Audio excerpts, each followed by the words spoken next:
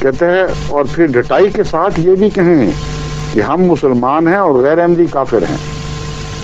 یہ بڑی ڈٹائی ہے. اپنی ڈٹائی کو بھول گئے. تم نے کتنے فتوے لگائے ہیں باقی مسلمانوں پر؟ کفر کے فتوے تو تھے جن کی باتیں میں پیچھے پیش کرتا رہا ہوں، اور ایسے ایسے سخت فتوے تمہارے اپنے ساتھیوں کے لگائے ہوئے کہ مرزائیوں سے بھی بڑھ کر کافر، اشد اشد اشد ترین کافر.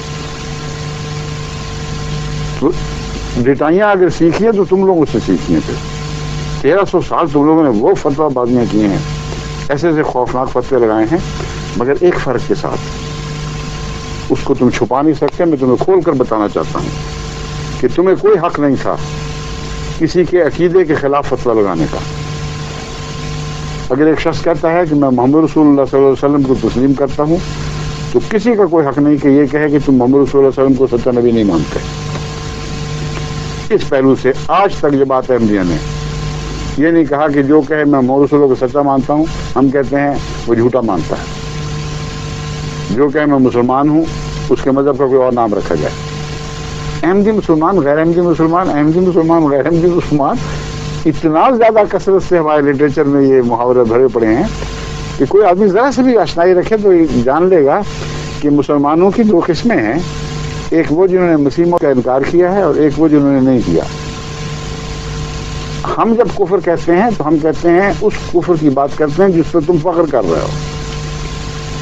ہم کہتے ہیں تم نے مسیح موعود کو جو خدا کی طرف سے بھیجے گئے تھے کافر قرار دے دیا، اور اگر یہ سچا ہے اور جیسا کہ ہم مانتے ہیں تو ہمارے لیے چارہ نہیں ہے سوائے اس کے کہ مانے کہ اس کیا کروا دیں اخبار میں.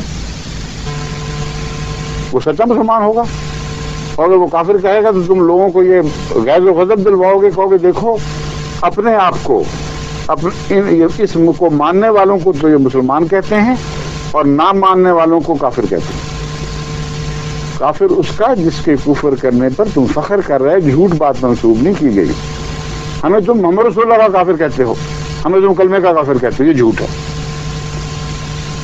اور اپنے جھوٹ کے کفر کے فتوے پر تو فخر کر رہے ہو اور سمجھتے ہو جائز ہے.